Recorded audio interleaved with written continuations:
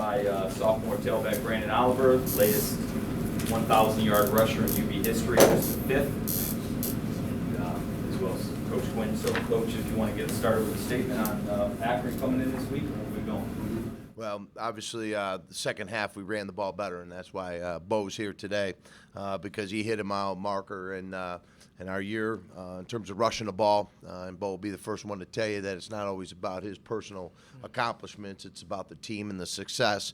And certainly he'll have an opportunity to speak on that. To be able to be in the same conversation with James Starks is a tremendous accomplishment, and we're very proud of him from that standpoint.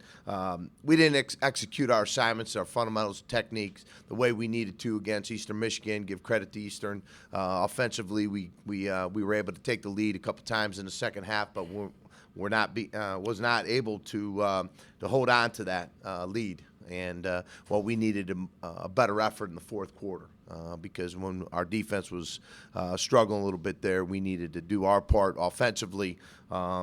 Defensively, Colby Way had a real solid day. Jalil Verser, our outside linebacker, had another solid day, which we were pleased to see their development and the way they were able to handle the keeping Eastern Michigan's rushing game in check. Our pass coverage certainly wasn't where it needed to be. That hurt us. They had 10 completions and 4 of them were touchdowns, and that's a concern of mine right now. And we're spending more time, with our back end of our defense, along coordinating with our linebackers. Special teams, it was great to see Jake Shum do a great job punting. And then certainly Pat Clark, being a true freshman, was able to kick a solid 43-yarder. We were able to block an extra point, which helped a little bit from that standpoint. But Pat's field goal right before the half, I think, gave us a boost, from that standpoint. So moving on to Akron, all 12 games are important. We're going to continue playing the best players. They give us the best opportunity to win. And we finish up with these next 2 games at home, and we got a lot to play for. And we talked a lot about it yesterday in terms of how we want to approach finishing this season with 2 wins and starting with Akron. Why do you think the secondary struggled so much the last couple of weeks? All of a sudden, I mean, they've been fairly solid for the first half of the year. It's a combination. It's in your preparation. It's making sure that you recognize and communicate the things necessary in the back end because everything else in front of them has to be put in place and communicated with in addition. And, when we misrecognize a couple formations and not reacting properly with our body fundamentals and our body position at the point of attack, those are little things that we got to clean up, So it's a combination of coaching and players and making sure that they understand, how to react and respond in those situations. And we weren't able to do that in key moments in the game, which kept them coming back, especially in the second half. When we took the lead, I felt good, that we were getting in more rhythm offensively. But certainly that's something that we've got to do a better job of with our safeties in terms of recognition and communication. Hey Jeff, after the Northern Illinois game here, the way you guys played, woulda, coulda, shoulda, and all that, you looked at the schedule, and a lot of people looked at the schedule and thought, okay, they can close real strong here. How disappointing have the last 2 games been? Well, certainly it's disappointing. Losing, I don't put an emphasis on losing. I put an emphasis on winning. And, our philosophy has been and our focus and priority is about winning every day by our actions. And it's the way you prepare and it's the way you perform each and every week that matters. And when things don't go your way, it's easy to find a way out sometimes. And, obviously it hurts morale a little bit. But I feel strongly that we have some young men, especially some younger players, that have really stepped up and have taken charge. Bo's been a prime example of that. In terms of if you look at the amount of young players that are playing and that are giving us the kind of effort that we need. But it is frustrating. It's irritable. It's disappointing. And we need to get back focused on what it takes and the priority and the effort of winning. How do you go, and Brandon, you can answer this too, how do you go about making sure that the morale stays at a certain level, that the attitude remains as positive as possible, as focused and all that stuff amidst all of this? Yeah, exactly. It's leadership and maturity. What about it from the player's perspective? How tough is it? Being a leader in the locker room, on the field, and outside of the field, basically. Brandon, is that all, you're just a sophomore, is it all difficult because you're a younger guy to be a leader, to stand up in front of the upperclassmen and stuff? Is that something that you have to think when you do it, or is that something that comes natural? Talk about that. I wouldn't say that. I would say I've been the type of guy since I was a little kid. I always lead by example instead of leading by my words. That's how my daddy always taught me. Because a lot of dudes that lead by their words, that actions don't show. So I always like to lead by example. But no, I wouldn't say because I'm younger. That's not it. It's just I'm the type of dude that just like to lead by example in everything I do. Are you comfortable being a leader at the relatively young age Oh, of the yeah. football program? Yeah, I am. It is. I am. I was born to be one, so. Well, did you have goals, personal goals, coming into this year? If you did, can you share what they might be at this point in the season? I always dreamed about breaking Barry Sanders' rushing record. That was always a goal. But yeah, you could say that, and rushing touchdowns. But I always wanted to make sure my line was, doing the right things at all times. That we was always connected with each other, so that I can get those goals. Because without them, they're impossible to get. All the summer getting ready, a lot more carries this year. Do you feel any of that at this point in the year? I did at one point in time, but after the bye week, I felt rejuvenated. I felt like we had the right bye week and at the right week, and I just felt refreshed after that. You and the linemen take a lot of joy in accomplishing goals together, and I know you don't pay attention a lot to individual numbers, but do you happen to say we got 2 games left, and do you know who's number one? Does the lineman, they want you to get to James's record? Or? Yeah, they know. They told me we was gonna strive hard to get it, and I told them we gonna do it. All we just got to do is keep the faith and just go out and do what we want to do. Basically, we got the game plan. And it's our game plan, it's our field, it's our home. And, everywhere we go, it's our home. We just got to impose our will. You said after the game that you were going to treat the linemen for the milestone that you reached. Has that happened yet? Have you Nah, planned man. that? Do they know about that yet? Yeah, they know. I always tell them before we go. I did it a couple weeks back. We always just go to eat some wings. I order about 100 or 200 wings for them, and we just eat out. But they know. The most. Oz can. Yeah, he ate the most. And televisions, it's not like flat screens. Nah. What do the 1,000 yards mean to you? It's a great accomplishment. But 1,000 yards, I always felt like a lot of people, not a lot of people, but certain players could get 1,000 yards. I feel like I'm the type of back that can go more and beyond that. So in my O-line feel the same way, and I got the right O-line to do it with. So what were you shooting at coming into this year? well, definitely breaking Stark's record, definitely for Coming one. into this year, Yeah, so yeah, yes sir. It was my goal last year too, but Maybe a little closer this year. Yeah. Coach, describe him as a runner. What does he do well?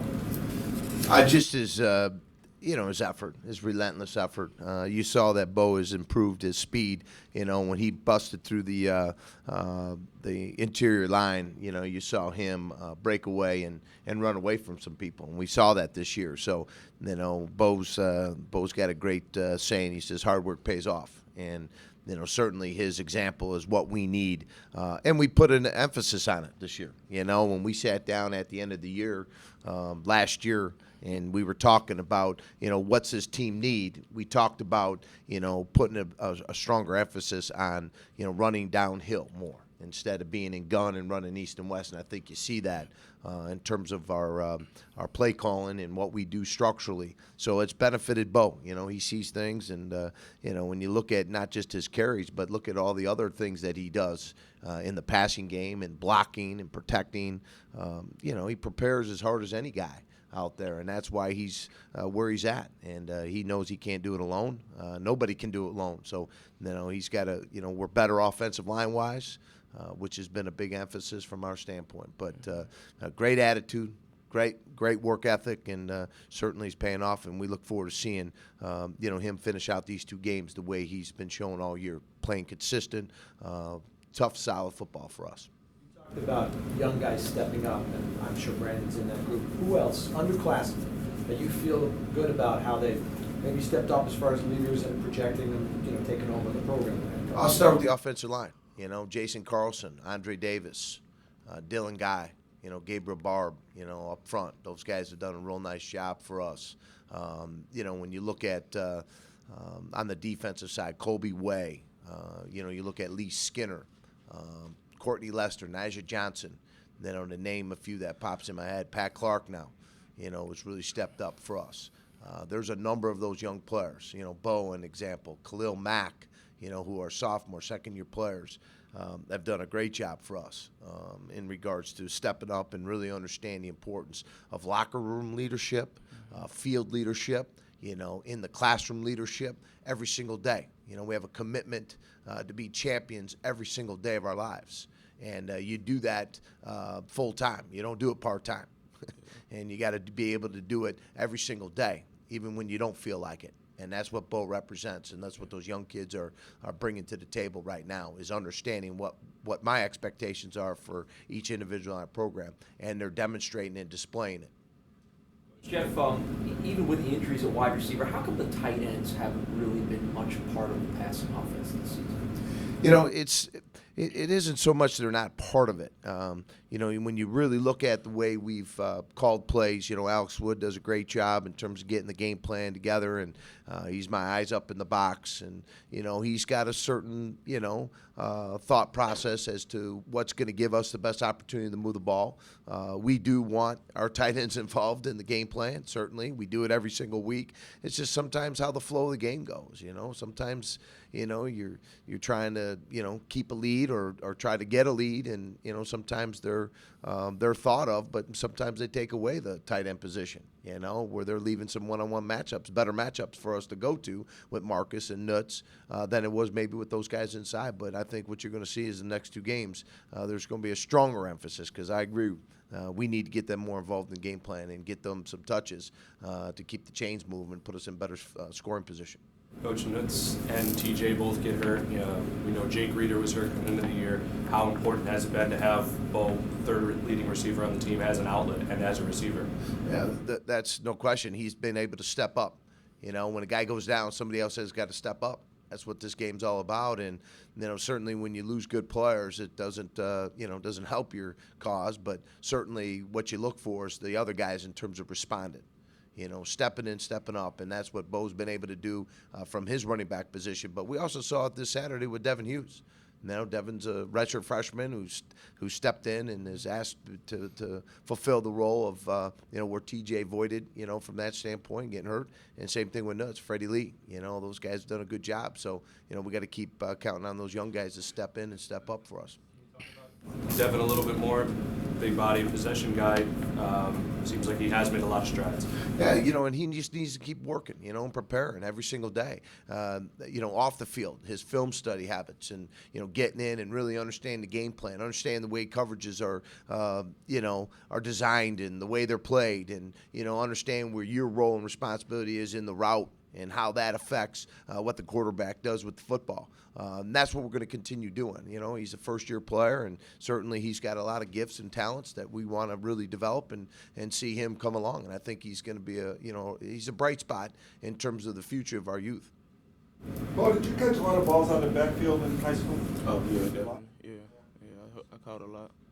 When, watching it from up top with the long touchdown run, it's kind of like ridiculous.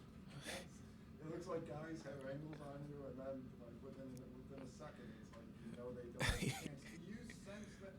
Like, do you see that out of your corner, like on that run? Yeah. Do you see that out of the corner? Are you thinking to I yourself? saw the shadows, so I thought. You thinking this guy's got no chance? This is over, or what went through your mind on that? When I got the ball, actually, I saw Carlson make the log block, and Akon came around the corner and sealed him off, and Marcus came and hit the safety, and it was a straight lane right there.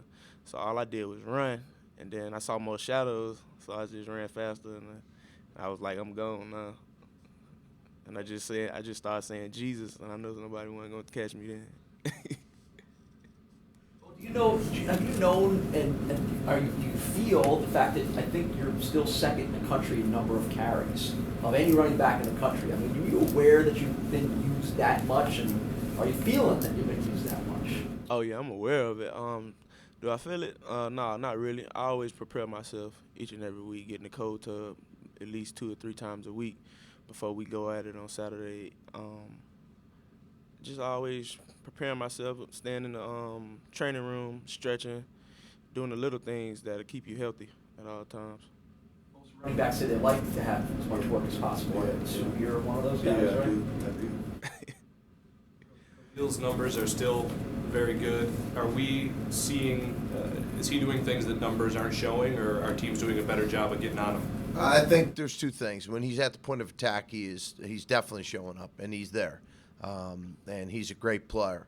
What you find is, I think teams, because of how solid he is of a football player and an impact player from that standpoint on the defensive side, I think they're scheming a lot more, trying to stay away from him, trying to minimize his effectiveness. And I think that's, and that's sometimes where you got to look at. We said in the beginning of the year, Khalil, they know about you now. You can't hide out there, and just show up and then make some great plays. And then, people start to become more aware. They're going to become more conscientious of how to scheme up, number 46. But at the point of attack, he's been solid. I mean, there was a number of plays Saturday that he made that didn't, sometimes you don't see his numbers show up in tackles and stuff, but, the way he penetrates the offensive line and, how disruptive he is. And, he's taken out a tackle and a tight end and a running back, all 3 of them. And, what we got to do is get the other guys surrounding him to make those plays. And take the proper pursuit angles and fit correctly. That's kind of where some of our mistakes are, is understanding how the other 10 guys have to play, defense in order for us to do a better job. But he's fine, and he's doing a great job, and we look forward to seeing how well he does these next 2 games. Mentioned Colby, another player, Richie Smith, who's one down here who's had a lot of success. How much has he meant to guys like Khalil and Colby? In terms of, I'm sorry. How much has Richie Smith meant to guys like Colby and Khalil and learning about the system? Right. And Richie's provided a lot of leadership, both, in terms of drills and practice and stepping out in front and, in meetings and what have you. So that's been a real solid. And then his growth is really taken off too, Richie. And I mean, just his understanding of the defense and being more aware of his role and responsibility. And he's just been, he's been solid. And I think those other kids feed off of that. And that's what we talk about, being a 4 leader. A 4 leader is somebody that is conscientious and consistent with his play, but he brings others along. And that's what a true leader is, and that's what Richie's been able to do for our defense. Give us a little scouting report on what you see from Akron. Akron, they've got one of the best linebackers in the country. Brian Wagner, number 34, the middle linebacker, he's outstanding. I mean, he's all over the place, and they build the defense around him. He's a little deeper in his alignment. He's the middle linebacker. He leads the MAC. He's second in the country, and he's been first in the country in tackles, so he's very active. We got to block him. And they try to run the ball. That's what they want to do. There's, obviously they haven't had the results. They've played a lot of young players too. It's going to be a battle. But as I told the team, it's less about our opponent. Yes, we respect them, fear no one, but it's about us and the way we prepare and come out playing the game. And it's the effort in winning, the effort in preparation in order for us to have our opportunities. And that's what we got to do Saturday. Because I remember what happened last year. And then we remind our team, we know exactly what happened last year. They came in that game, and we certainly were not focused on the effort and the way we needed to go about taking care of business. And this year we've got that opportunity to bounce back against a program that is, very similar in a lot of cases than like us. So it's going to be a tough matchup. It's an East Divisional game, and throughout the records, it's going to take 4 quarters. Jeff, Marcus leads all receivers with 55 catches, but if I had told you going into the year that he was going to average about 10 yards of reception, would you have been surprised? Not so much surprised. We'd like to see, as much out of Marcus as that he could potentially give us every time he gets his hands on the ball. But, you know, I do remember the first time I walked into this, you know, as the head football coach, and where he was at that time and where he is from last year to this year. You know, he's a solid football player, and he's one of the 11. You know, and certainly he's got 2 more opportunities. He's got a quarterback that can get the ball to him. We just got to make sure that, you know, he's in the right place and doing all the little things the right way. But, I mean, Bo brought up a key point, not so much about the pass receiving as his ability to block and be effective downfield. A lot of Bo's big plays, if you look at really all of his a lot of big plays, you'll see number 2 making a lot of key fits on safeties. That is popping and springing Bo for the big yards. So now he's given us a lot of things that I think we've challenged him to do, and he's been able to do that. We'd like to see more, certainly, from the explosive playmaking ability from Marcus, and he's going to have an opportunity to do that these next 2 games. Well, what's the story with the hard hat we always see you wearing on the road? Tell us about that. It's each and every week, if you're doing what you're supposed to do in the game, basically you get graded out. And if you do the right things, you'll get one. And I just always take mine away to the away games because I feel like I always need it. You've won it like every week, or is that, or? Oh, yeah. Right? Yeah. Is it more than Every one? week. Is it more than one, or is he the only one? Who No, there's It's multiple guys. Yeah, it's multiple guys. I'm Yeah, just the only But one he's that been the wins. one that's gotten it every Yeah, week. yeah. Why do you want to have that on the road? What's the Just significance of you wearing it? Remind me always, you know, what I got to do, what I came here to do. Always going hard and being relentless. It's always, every time I look at it, and I put it on my head right when we get off the bus to go do our regular practice to their field, I put it on, and it just reminds me of what I'm supposed to be doing and why I'm here. Jeff, how many of those do you give out each one? You know, it all depends on their performance. You know, in terms of what we look for is guys that really dig down deep and give us the tremendous effort, and hustle, and determination, and courage to compete, and you know their assignment, do their assignment, and finish. You know, play one to play last, and you know that's our motto: every player, every day. And Bo brings it every single day. This is not just show up on Saturday kind of guy. This guy's an everyday guy. And that's what I saw in him when I first came here in this football program.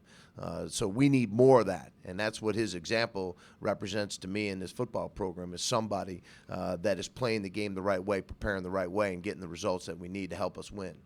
Any other players a member of the Every Week Club? Every week? I don't think an every week club, no. But we've had, you know, a number of guys. You know, Graham's done it on the offensive line. Chaz, you know, we've had it. I think Nuts, Jimmy Gordon, and you know, so there's a number of guys from that standpoint. But it, you know, gives them something, you know, to really look for, and it gives us an opportunity to, you know, recognize them as players, that their effort is what we're looking for, and that's what we need to have. More guys doing what they're coached to do and what they're responsible to doing in order for us to get the kind of success at the outcome of the games. And that's what we're not getting quite there yet, but we're moving along, and you know, so certainly we hope that we can finish this thing off the right way with the last 2 games. Chaz said after the game the other day that things won't change until football becomes important to everybody. What do you think he meant by that? And do you share that?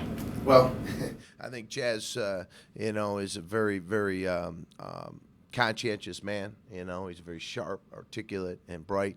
He knows that you can't keep doing the same thing and expect different results. Yeah. That's the definition of insanity, you know. And you know, we need to make make winning a priority. What's that mean? That means every single day. And we just need to make sure, because these are the kind of moments, you know, nobody foresaw this taking place. You know, I didn't expect it. Nobody did. But, you know, I know Chaz is, you know, a young man that we need his leadership, and we need his leadership in these last 2 weeks, and understanding how important that is to these young players, because where we are with our team and our record is completely unacceptable. But it's got to come from within. And if it is to be, it is up to me. And we need to make sure every person takes care of their business, both on and off the field. And then our coaches, same thing. And then as the unit grows and develops in all 3 phases, the team gets better. And that's really what I expect from every single member of our football program. Okay, now I'm not advocating this, and I think I know the answer, but the question I keep getting asked by people is, why stick with fifth-year senior quarterback when there's 2 games left and, you know, goals, postseason goals, and those kind of things are. Why wouldn't you stick with the best player? Why wouldn't you stick with the best player? All 12 games are important, and we're going to finish, and we're going to finish with the best players. So why wouldn't you play with the best players in order for you to have an opportunity to win? If I felt there was somebody better, then I'd put him in there and start him. But nobody's better right now in our program than Chaz Anderson at that position, and we continue to keep him in that role, and that's where he's going to finish.